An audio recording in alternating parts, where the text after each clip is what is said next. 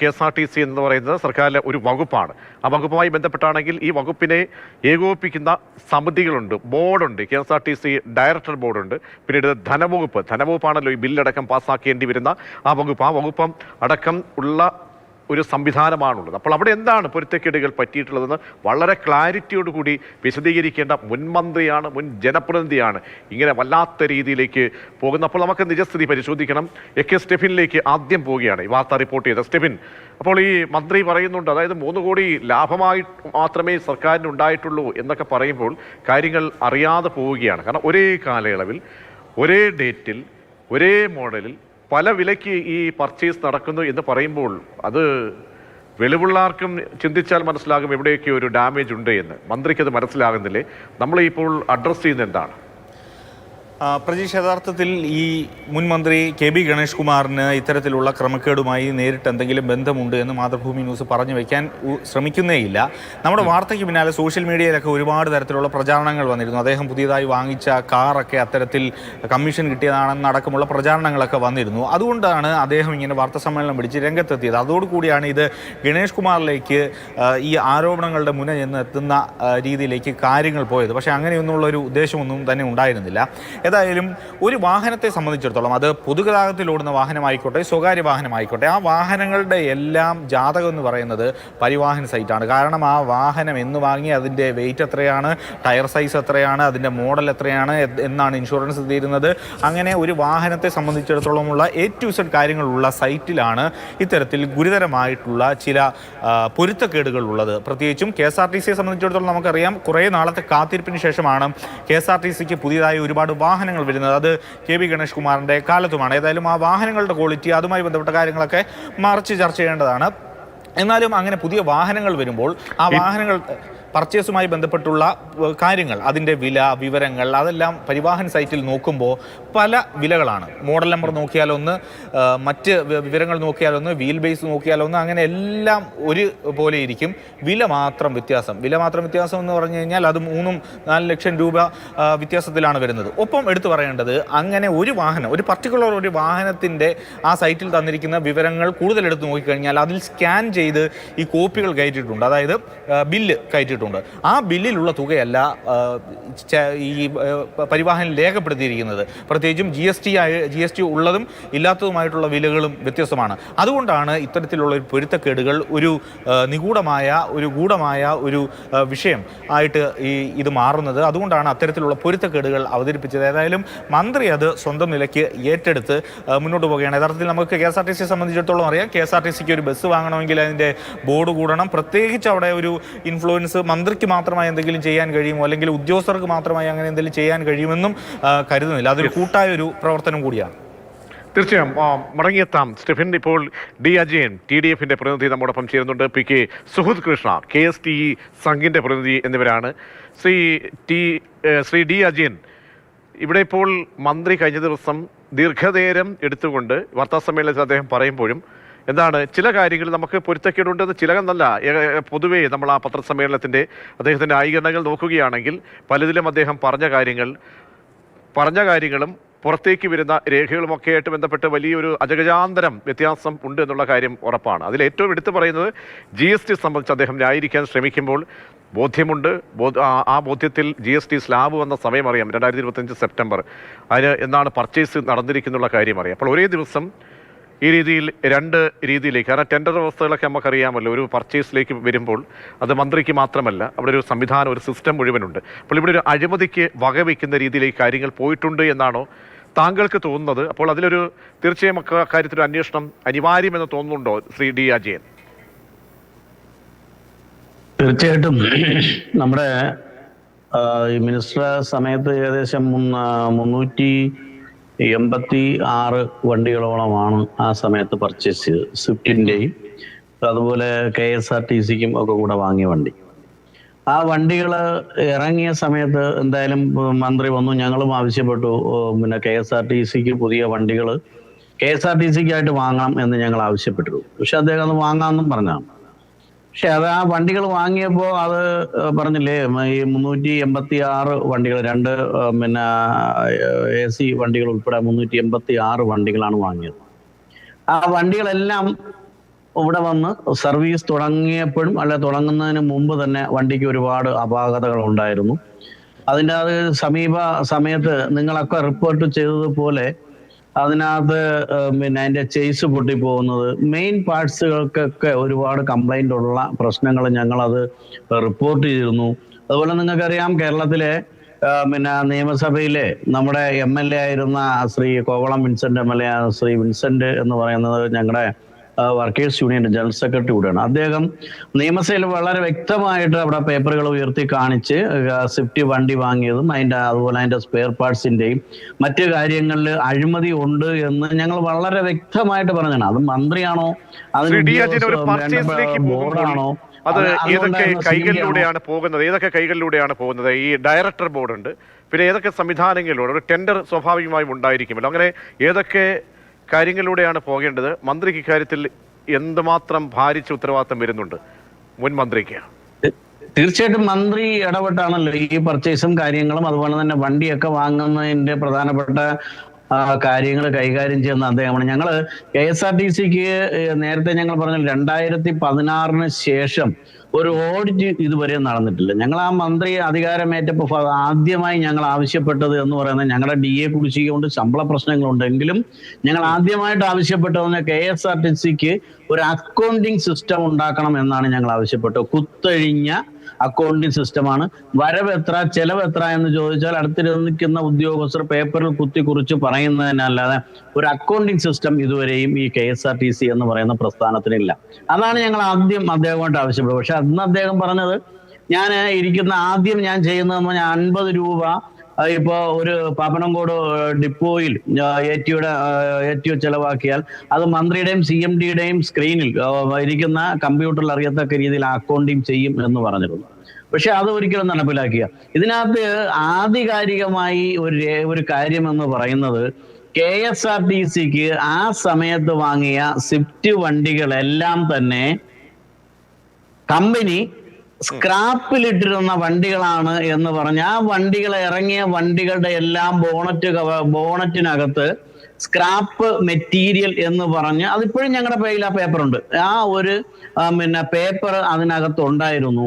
Company ഞങ്ങൾ അന്വേഷിച്ചിടത്തോളം company അതിന്റെ maintenance കാര്യങ്ങളുമായിട്ട് ഞങ്ങൾ ബന്ധപ്പെട്ടപ്പോൾ ആ വണ്ടി, ആ മോഡലിൽ ഇറക്കിയ വണ്ടികൾ പരാജയമാണെന്നും അത് സ്ക്രാപ്പ് ചെയ്യാൻ വേണ്ടി, മെറ്റൽ സ്ക്രാപ്പിന് വേണ്ടി ഒതുക്കിയിട്ടിരുന്നതാണ് എന്ന് ആണ് ഞങ്ങൾക്ക് അറിയാൻ സാധിച്ചത്. ആ എല്ലാ വണ്ടികളും, മിക്കവാറും സ്വിഫ്റ്റിന്റെ ഇറങ്ങിയ എല്ലാ വണ്ടികളിലും ആ മെറ്റൽ സ്ക്രാപ്പ് എന്ന് പറയുന്ന ആ കാർഡ് ഉണ്ടായിരുന്നു. ആ കാർഡ് ഇപ്പോഴും ഞങ്ങളുടെ കയ്യിലുണ്ട്. അതും MLA അത് നിയമസഭയിൽ കാണിച്ചിരുന്നു. അപ്പൊ ഇതൊക്കെയാണ് അതിന്റെ സത്യത. അതുപോലെ തന്നെ വണ്ടി ഇറങ്ങി നമ്മുടെ ലൈലൻഡ് വണ്ടികളെന്ന് പറഞ്ഞ മെയിൻ്റനൻസ് വളരെ സൗകര്യപ്രദമായി ചെയ്യാം. എല്ലാ തരത്തിലുള്ള സ്പെയർ പാർട്സ് സുഹൃത്ത് കൃഷ്ണ, ഇപ്പോൾ KSRTC എന്ന സംവിധാനം തന്നെ അറിയാം. എങ്ങനെയെങ്കിലുമൊക്കെ കിതച്ചു പോകുന്ന സംവിധാനത്തെ കരകയറ്റാൻ വേണ്ടിയൊക്കെ തന്നെ എല്ലാവരും കഴിഞ്ഞ കാലങ്ങളിലൊക്കെ എല്ലാവരുടെയും പ്രയത്നം ഉണ്ടായിട്ടുണ്ട്. തൊഴിലാളി സംഘടനകളൊക്കെ ഇപ്പോൾ എന്താണ് കടുംപിടുത്തമൊക്കെ ഉപേക്ഷിച്ച് അങ്ങനെ നിൽക്കുന്ന ഒരു സമയത്ത് ഒരു ചക്രക്കുടമായി അത് മാറരുത് എന്ന ബോധ്യത്തോടു കൂടിയാണ് ഇതിൻ്റെ കാര്യങ്ങൾ. കാരണം A to Z ഓരോ ഒരു മൊട്ടുസൂചി മുതൽ അല്ലെങ്കിൽ എല്ലാ കാര്യങ്ങളും നമ്മുടെ ഓഡിറ്റിന് വിധേയമാകണം. കൃത്യമായിട്ട് കാര്യങ്ങൾ മുന്നോട്ട് പോകണം. കാരണം ഇത് പൊതുജനത്തിൻ്റെ അടക്കം നമ്മുടെ അടക്കം നികുതി പണത്തിൻ്റെ കൂടി പ്രശ്നമാണ്. അപ്പോൾ അഴിമതി ഉണ്ടാകാനേ പാടില്ല. പക്ഷേ എന്താണ് നമുക്ക് ബോധ്യപ്പെടുന്ന പരിവാഹൻ വളരെ കൃത്യമായിട്ട് കാര്യങ്ങൾ വളരെ നമുക്കൊരു മുന്നിലുള്ള ഒരു രേഖയാണ്, ഒരു വൈറ്റ് പേപ്പർ, ഒരു വെള്ളക്കടലാസ് പോലെയുള്ള രേഖയാണ്. ആളുകൾക്ക് പരിശോധിക്കാൻ കഴിയുന്ന ഒരു സംവിധാനമാണ് പരിവാഹൻ എന്ന് പറയുമ്പോൾ കേന്ദ്ര സർക്കാരിൻ്റെ കീഴിൽ. അപ്പോൾ അവിടെ എന്തുകൊണ്ടൊരു പൊരുത്തക്കേട് ഉണ്ടായിട്ടുണ്ട് എന്ന് നിങ്ങളുടെ സംഘടനയ്ക്ക് അടക്കം പരിശോധനയ്ക്ക് വിധേയമാക്കുമ്പോൾ മനസ്സിലാകുന്നു. അപ്പോൾ മന്ത്രി ഇന്നലെ പറഞ്ഞ കാര്യങ്ങൾ ഈ പരിവാഹനുമായി ബന്ധപ്പെട്ട്, പിന്നെ അല്ലാതെ GST അദ്ദേഹം ചേർത്ത് വയ്ക്കാൻ ശ്രമിക്കുന്നുണ്ട്. വലിയ പൊരുത്തക്കേടാണോ ഇതിൻ്റെ ഇതൊരു അഴിമതിയിലേക്ക് കാര്യങ്ങൾ വരികയാണെങ്കിൽ ഇതിൻ്റെ ആഴം എത്രത്തോളം ഉണ്ട് എന്നാണ് സുഹൃത്തിന് തോന്നുന്നത്? KSRTCയില് ബസ് വാങ്ങുന്നതുമായിട്ട് ബന്ധപ്പെട്ടുള്ള ആരോപണ പ്രത്യാപനങ്ങൾ KSC എംപ്ലോയീസ് നമുക്ക് കക്ഷിയല്ല. എങ്കിലും അഴിമതി നടക്കാൻ പാടില്ല എന്നുള്ളതാണ് യൂണിയന്റെ നിലപാട്. സർക്കാരുകൾ മാറും, വകുപ്പ് മന്ത്രിമാര് മാറും, എന്നാലും ഒരു സ്ഥിരതയുള്ള സംവിധാനമാണ് KSRTCയിലുള്ളത്. അത് KSRTC മാനേജ്മെന്റാണ്.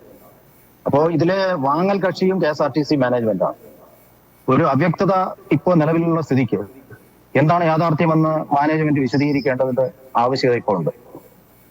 ഇല്ലെങ്കിൽ ബില്ല് പുറത്തുവിടണം. അതിനെ സാധ്യമല്ല എങ്കിൽ ഇന്ന് സർക്കാർ മാറി വന്നിട്ടുണ്ട്. ഇന്ന് വലതുപക്ഷ സർക്കാരാണ് ഭരിക്കുന്നത്. സർക്കാരിനെ ഒരു അന്വേഷണ ഏജൻസിയെ കൊണ്ട് ഈ വിഷയങ്ങളിൽ അന്വേഷണം നടത്താം. കാലാകാലങ്ങളിലുള്ള അഴിമതി അത്തരത്തിലുള്ള എന്തെങ്കിലും ബോധ്യപ്പെട്ടിട്ടുണ്ടെങ്കിൽ അതിനെ അഴിമതി നടത്താം. അഴിമതിയെക്കുറിച്ച് അന്വേഷണം നടത്താം. ഈ സത്യാവസ്ഥ പുറത്തു വരണമെന്നുള്ളതാണ് എംപ്ലോയീസ് സംഘ് KSRTCയിലെ ഒരു സംഘടന എന്നുള്ള നിലയിൽ അഴിമതി നടക്കാൻ പാടില്ല. അങ്ങനെ എന്തെങ്കിലും നടന്നിട്ടുണ്ടെങ്കിൽ അത് പുറത്തു വരണം എന്നുള്ളതാണ് KST എംപ്ലോയീസ് സംഘിന്റെ നിലപാട്.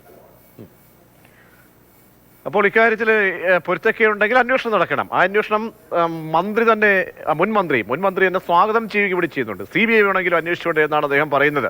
ശ്രീ സുഹൃത്ത്, തീർച്ചയായും അത് ഇപ്പോഴുള്ള മന്ത്രിസഭ മാറിയിട്ടുണ്ട്. ഇപ്പോഴുള്ള മന്ത്രിസഭയ്ക്ക് തീരുമാനം എടുക്കാം. അങ്ങനെ അന്വേഷണം നടത്തണമെങ്കിൽ ഇത്തരത്തിലുള്ള വാദപ്രതിവാദങ്ങളുടെ ഒരു ആവശ്യവും വരുന്നില്ല. KSRTC അത്തരം രേഖകൾ പുറത്തുവിട്ട് കഴിഞ്ഞാൽ ഈ ആക്ഷേപം തീരുക തന്നെ ചെയ്യും. അതിനെ തയ്യാറല്ലാത്ത ഒരു അന്തരീക്ഷമാണെങ്കിൽ ശ്രീ P.K. സുഹൃത കൃഷ്ണ, അങ്ങനെയുണ്ടെങ്കിൽ ചില ഉദ്യോഗസ്ഥരുടെ കയ്യിലിരിപ്പ് കൊണ്ടാണോ, ഉദ്യോഗസ്ഥരാണോ ഇത് കാര്യത്തിൽ ഉത്തരവാദിത്തം വഹിക്കേണ്ടത്? ഡയറക്ടർ ബോർഡുണ്ട്. മുൻമന്ത്രി പറഞ്ഞുവല്ലോ, അവിടെ ഡയറക്ടർ ബോർഡുണ്ട്, ധനവകുപ്പിൽ നിന്നുള്ള ആളുണ്ട്, അതിന്റെ പ്രതിനിധി ഉൾപ്പെടെയുള്ളവരുണ്ട്. അപ്പോൾ ഒരാൾ വിചാരിച്ചാലൊന്നും ഇക്കാര്യങ്ങളൊന്നും അങ്ങനെ കൈകാര്യം ചെയ്യാൻ കഴിയില്ല എന്ന മന്ത്രിയുടെ വാക്കിനെ അതേപടി നമുക്ക് വിഴുങ്ങേണ്ടതുണ്ടോ? ഒരു വ്യക്തിയിൽ കേന്ദ്രീകരിച്ചല്ല KSRTC പ്രവർത്തിക്കുന്നത്. ഒരു ഡയറക്ടർ ബോർഡുണ്ട്, അതിന് CMD ഉണ്ട്. അത്തരം കാര്യങ്ങളെല്ലാം അത് മുറയാമണ്ണം നടക്കുന്ന കാര്യങ്ങളാണ്. അപ്പൊ അതിലെന്തെങ്കിലും മുറകേട് നടന്നിട്ടുണ്ടെങ്കിൽ ഇപ്പോഴുള്ള സർക്കാരിന് അന്വേഷിക്കാം. അത് പുറത്തു കൊണ്ടുവരണം. പൊതുജനങ്ങൾക്ക് അറിയാനുള്ള താല്പര്യമുണ്ട്. ഈ അഴിമതി നടക്കാൻ പാടില്ല എന്ന് KSRTCയിലെ യൂണിയൻ എന്നുള്ള നിലയിൽ KST എംപ്ലോയീസ് സംഘിനും താല്പര്യമുണ്ട്. ശ്രീ D. അജയൻ, ഇപ്പോൾ സർക്കാരാണ് നിങ്ങൾക്ക് ആഭിമുഖ്യമുള്ള UDFന്റെ സർക്കാർ ഇപ്പോൾ അധികാരം മാറിയിരിക്കുകയാണ്. അപ്പോൾ അവിടെ ഒരു വളരെ സുതാര്യമായിട്ടുള്ളൊരു അന്വേഷണം വേണം. A to Z കാര്യങ്ങൾ പരിശോധിക്കണം. അതിനൊന്നും വലിയൊരു ബാലികേറാമലയോ അല്ലെങ്കിൽ അങ്ങനെ ഭഗീരഥ പ്രയത്നമൊന്നും അല്ല. കാര്യങ്ങൾ അവിടെ ഒരു ടെൻഡർ വ്യവസ്ഥയുണ്ട്. ആ വ്യവസ്ഥകളൊക്കെ ലംഘിക്കപ്പെട്ടിട്ടുണ്ടോ, അവിടം തൊട്ട് A to Z എല്ലാം പരിശോധിക്കണം. എല്ലാ സംവിധാനങ്ങളിലേക്കും അന്വേഷണം കൊണ്ടുപോകാം. അപ്പോൾ മലമറിച്ച് അല്ലെങ്കിൽ ഭാരിച്ചൊരു പണിയൊന്നുമല്ല. വളരെ ഈസി ആയിട്ട് ഈ സർക്കാരിന് ഒരു അന്വേഷണം പ്രഖ്യാപിക്കാം. ഒരു ഗതാഗത മന്ത്രിയുണ്ട്. അപ്പോൾ നിങ്ങൾക്ക് കൂടി ഈ സംവിധാനത്തിൽ ഇടപെടാൻ പറ്റുന്ന ഒരു ചുറ്റുവട്ടത്തിലേക്ക് കാര്യങ്ങൾ വരുമ്പോൾ അങ്ങനെ ഒരു അന്വേഷണം പ്രതീക്ഷിക്കാമോ ശ്രീ അജയൻ? തീർച്ചയായിട്ടും ആ കാലഘട്ടത്തിൽ നടന്ന ഞാൻ പറഞ്ഞില്ലേ, അന്ന് ഞങ്ങൾ അഴിമതി ഉണ്ടെന്ന് ഒരു കാര്യത്തിലല്ല, അതിന്റെ സ്പെയർ പാർട്സ് ഉൾപ്പെടെയുള്ള കാര്യത്തിൽ അഴിമതി ഉണ്ട് എന്ന് അന്നുണ്ടായിരുന്ന CMDക്കെതിരെയും അന്ന് മിനിസ്റ്റർക്കെതിരെയൊക്കെ ഞങ്ങൾ വളരെ മാനേജ്മെന്റിനെതിരെ വളരെ കാര്യമായിട്ട് തന്നെ പറഞ്ഞില്ലേ, വെറുതെ ഞങ്ങൾ പറഞ്ഞു പോകല്ലോ, നിയമസഭയിൽ വളരെ കാര്യമായിട്ട് തന്നെ പറയുകയായിരുന്നു. അതുപോലെ തന്നെ ഈ ഇത് അഴിമതി ഉണ്ട് എന്ന് പറയാൻ വെറുതെ ഞങ്ങൾ വേഗമായിട്ട് ഇങ്ങനെ എയറിൽ നോക്കി പറയുന്നതല്ല.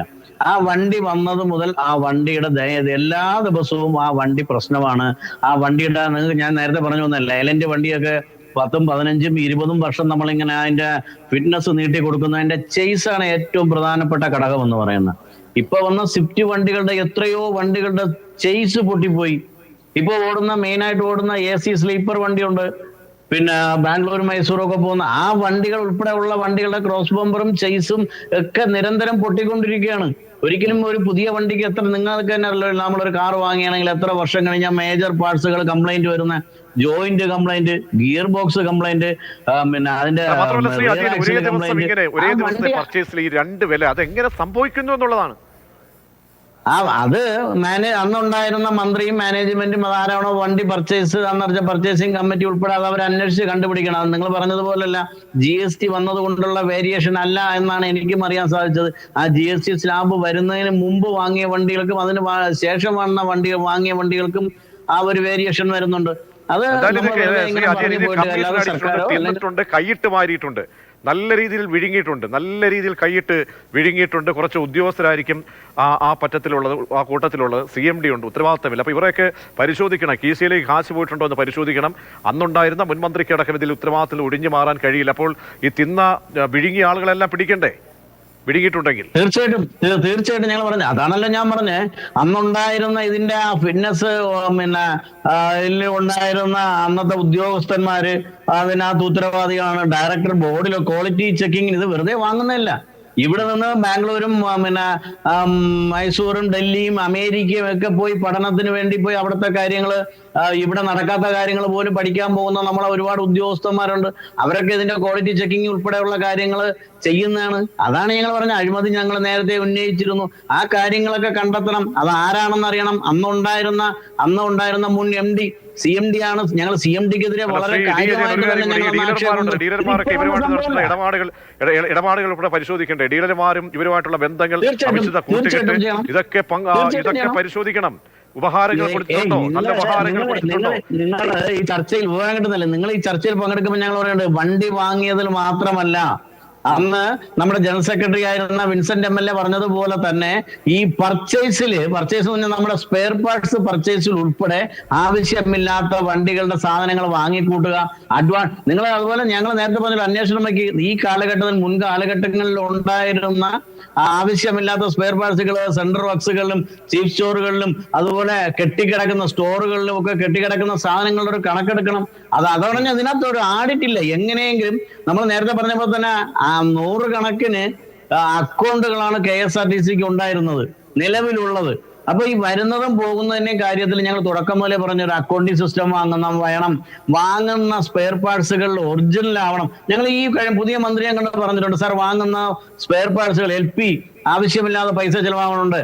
അപ്പൊ ആ ഓതറൈസ്ഡ് പിന്നെ ടാറ്റയും അതുപോലെ ലൈലൻഡിന്റെയും സ്പെയർ പാർട്സുകൾ ഒരു 6 മാസത്തെങ്കിലും ടെൻഡർ വിളിച്ച് ദൈനംദിന ആവശ്യങ്ങൾക്കുള്ള സാധനങ്ങൾ ലഭ്യമാക്കത്തക്ക രീതിയിലുള്ള ഒരു സംവിധാനം ഉണ്ടാക്കണമെന്ന് പറഞ്ഞു. അത് നമ്മൾ ഇരിക്കുന്ന ഉദ്യോഗസ്ഥന്മാർ കൂടെ അതിനകത്ത് പ്രാപ്തരാകണം, അവരും കൂടെ അതൊരു സാക്ഷ്യം വയ്ക്കണം, അവരും കൂടെ അതിനകത്ത് ശ്രമിക്കണം. ഇപ്പൊ പറഞ്ഞ ഉദ്യോഗസ്ഥന്മാരും ഇതിനകത്ത് പങ്കാളികളല്ല എന്നല്ല, അന്ന് അതിൽ ആരൊക്കെയാണോ പർച്ചേസിംഗ് കമ്മിറ്റിയിൽ ഉണ്ടായിരുന്ന പിന്നെ ഉദ്യോഗസ്ഥന്മാര് അവരും അന്നുണ്ടായിരുന്ന CMDയും മന്ത്രിയൊക്കെ അതിന് ഉത്തരവാദിയാണ്. മന്ത്രിക്കൊന്നും അങ്ങനെ പറഞ്ഞിട്ട് ഞാൻ അറിഞ്ഞില്ല, വണ്ടി വാങ്ങിയാൽ ഞാൻ അറിഞ്ഞില്ല എന്നൊന്നും പോകാൻ പറ്റുന്നില്ല. ആ സിസ്റ്റത്തിൽ ഒരു മന്ത്രിയുണ്ട്, ശ്രീ അജയൻ മടങ്ങിയ ശ്രീ PK സുഹൃത് കൃഷ്ണ. ഈ ഒരു സംവിധാനത്തിന് എങ്ങനെങ്കിലുമൊക്കെ ഒന്ന് പരുവപ്പെടുത്തി മുന്നോട്ട് കൊണ്ടുപോകുന്ന അവസ്ഥയിൽ ഈ വന്നവനും പോയനും എല്ലാം തിന്നിട്ട് പോകുന്ന അവസ്ഥയിലേക്ക് പോയി കഴിഞ്ഞാൽ ഈ സിസ്റ്റം കൊണ്ടുപോകും. അപ്പോൾ ഈ പറഞ്ഞ 30 തിന്നവന്മാരെല്ലാം വെള്ളം കുടിക്കണം.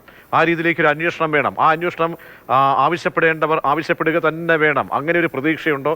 നേരത്തെ പറഞ്ഞ പോലെ A-to Z കാര്യങ്ങൾ അവിടെ നടക്കുന്നത് ഇനിയെങ്കിലും ഒരു വളരെ ക്ലാരിറ്റിയോടുകൂടി ഓഡിറ്റ് വിധേയമാകണം. അതിന് ഈ പറയുന്ന മുൻ മന്ത്രി അദ്ദേഹം തന്നെ വളരെ ഇച്ഛാശക്തിയോടുകൂടി ഈ രംഗത്ത് വരികയും വേണം. അദ്ദേഹം ഇനി പരിഹസിച്ചുകൊണ്ടുള്ളൊരു അന്വേഷണമാണോ ഇന്നലെ ചോദിച്ചത്, അല്ലെ സ്വാഗതം ചെയ്യുന്നതെന്ന് അറിയില്ല. എന്താണ് ഇക്കാര്യത്തിൽ ആത്യന്തികമായി ഈ സർക്കാർ, ഈ UDF സർക്കാർ, മാറി വന്ന സർക്കാർ സ്വീകരിക്കേണ്ടത്? ആരെയും ഏതൊരു വ്യക്തിയും ഒരു അഴിമതിയുടെ പുകമറയിൽ നിർത്തുന്നത് ശരിയല്ല. അപ്പോ ഈ സർക്കാർ മുൻകൈ എടുത്തുകൊണ്ട് ഒരു സ്വതന്ത്ര അന്വേഷണ ഏജൻസിയെ കൊണ്ട് അന്വേഷിപ്പിക്കണം. ഇത് ഈ കാലഘട്ടത്തിൽ മാത്രമല്ല, മുൻകാലഘട്ടങ്ങളിലെ അഴിമതിയെ കുറിച്ചും അന്വേഷിക്കട്ടെ. മൊത്തത്തിൽ ഒരു 10, 15 വർഷം 20 വർഷമുള്ള അഴിമതിയെ കുറിച്ചോ അല്ല പർച്ചേസിനെ കുറിച്ചോ എന്ത് ആക്ഷേപം ഉണ്ടെങ്കിലും അതെല്ലാം അന്വേഷിക്കട്ടെ. അന്വേഷിച്ച് ജനങ്ങൾക്ക് അറിയേണ്ടത് ഇതിൽ അഴിമതി നടന്നിട്ടില്ല എന്നുള്ള ഒരു ഉത്തരം കിട്ടാനാണ്. ഇത് അഴിമതി നടക്കരുത് എന്നാണ് KST എംപ്ലോയീസ് എങ്കിലും താല്പര്യം. കാര്യം ഈ KSRTC ഇങ്ങനെ നഷ്ടം എന്ന് പറയുമ്പോൾ നഷ്ടപ്പെടുന്നത് KSRTC ജീവനക്കാരാണ്. അവർക്ക് 30% DA കിട്ടാനുണ്ട്, ശമ്പള പരിഷ്കരണം പെൻഡിങ്ങിലാണ്. അങ്ങനെയൊക്കെ മുന്നോട്ട് പോകുമ്പോൾ വയറ് മുറുക്കി കൊടുത്തുകൊണ്ട് KSRTC ജീവനക്കാർ പണിയെടുക്കുമ്പോൾ KSRTC ജീവനക്കാർക്കും ആശങ്കയുണ്ട് ഇത്തരം വാർത്തകൾ കേൾക്കുമ്പോൾ. അപ്പോ ഈ വാർത്തകളിലെ നിജസ്ഥിതി പുറത്തു കൊണ്ടുവരേണ്ടത് സർക്കാരാണ്. ഒരു അന്വേഷണം പ്രഖ്യാപിക്കണമെന്ന് തന്നെയാണ് KST എംപ്ലോയീസ് സംഘിന്റെ ആവശ്യവും. സ്റ്റെഫിൻ കൂടി തുടരുന്നുണ്ട് മനസ്സിലാക്കുന്നുണ്ട്. സ്റ്റെഫിനിലേക്ക് എത്താം. ശ്രീ D. അജയൻ, ഒരു കാര്യം കൂടി ഈ കാര്യത്തിൽ ഇനി അവസാനമായി ആഡ് ചെയ്യാനുള്ളത്, ഈ പറഞ്ഞതുപോലെ തന്നെ ഈ സർക്കാരിന് ആത്മാർത്ഥതയുണ്ടെങ്കിൽ ആത്മാർത്ഥത എടുത്തു പറയുകയാണ്. അതായത് ആത്മാർത്ഥത എന്ന് പറയുമ്പോൾ അങ്ങ് ഉൾപ്പെടെ എല്ലാവരും എന്താണ് ഈ KSRTC ഇപ്പൊ തന്നെ KSRTCയുമായി ബന്ധപ്പെട്ട പുതിയ പ്രോജക്റ്റ് അതിൽ വലിയ കയ്യടി കിട്ടുന്നുണ്ട്. പക്ഷേ അവിടെ ഉണ്ടാകുന്ന ബാധ്യത അത് നികത്തേണ്ടത് ഈ സർക്കാരാണ്. അപ്പോൾ ഈ തിന്നു കൊഴിപ്പിക്കുന്ന ഈ കള്ളന്മാരെ പിടിക്കണം, ഈ കഴിഞ്ഞു പോയ കള്ളന്മാരെ പിടിക്കണം. ഇങ്ങനെ സർക്കാരിൻ്റെ പാവപ്പെട്ടവൻ്റെ പൈസ അടിച്ചു മാറ്റി തിന്നുന്ന ചെറിയ അവിടുത്തെ ഒരു സ്ക്രൂ മുതൽ അവിടെയുള്ള പർച്ചേസുമായി ബന്ധപ്പെട്ട് ഏറ്റവും അവസാനം ഒരു ചേസ് വന്നതിന് ശേഷം ഒരു ബോഡി ഷേപ്പിംഗ് വരുമ്പോൾ ഒരു ബസ്സിനുണ്ടാകുന്ന ബാധ ലക്ഷങ്ങൾ നമുക്കറിയാമല്ലോ. അപ്പോൾ അടിച്ചു മാറ്റിയവനെല്ലാം അകത്ത് പോകണം. അത് പ്രതീക്ഷിക്കാമോ നിങ്ങളുടെ സർക്കാരിൽ നിന്നും? ആത്മാർത്ഥതയോടുകൂടി ഈ ഗതാഗത മന്ത്രി ഈ വിഷയത്തിൽ ഇടപെടുമോ? മുഖ്യമന്ത്രി ധനവകുപ്പിൻ്റെ കൂടി ചുമതലയാണ് അദ്ദേഹത്തിനുള്ളത്. അദ്ദേഹത്തിൽ നിന്നൊരു ഇടപെടൽ പ്രതീക്ഷിക്കാമോ? പറഞ്ഞ് അവസാനിപ്പിക്കാം. തീർച്ചയായിട്ടും നിങ്ങൾക്ക് അറിയാം, കേരളത്തിലെ ഒരു അലിഗേഷനും ഇല്ലാത്ത വളരെ തത്വജ്ഞാനിയായ, വളരെ കാര്യക്ഷമതയുള്ള, കാര്യങ്ങളൊക്കെ വളരെ ഗൗരവത്തോടെ കൈകാര്യം ചെയ്യുന്ന അഭിമാനകരമായ ഒരു മന്ത്രിയാണ് ഇപ്പോൾ നമുക്ക് KSRTC കിട്ടിയിരിക്കുന്നത്. അദ്ദേഹം തീർച്ചയായിട്ടും അതിൽ ഇടപെടും എന്നുള്ള കാര്യത്തിൽ ഒരു സംശയമില്ല. ഞങ്ങളുടെ ഭരണസമയ കാലത്ത് ഏകദേശം 2800-3000-ഓളം വണ്ടി ഞങ്ങളന്ന് ആ ചേസ് എടുത്തു. ഞങ്ങൾ എടുത്ത് വെളിയിൽ നിന്ന് കൊട്ടേഷൻ കൊടുത്ത് കമ്മീഷൻ വാങ്ങിക്കൊണ്ട് അവിടുന്ന് ബോഡി കെട്ടിയല്ല കൊണ്ടുവന്നത്.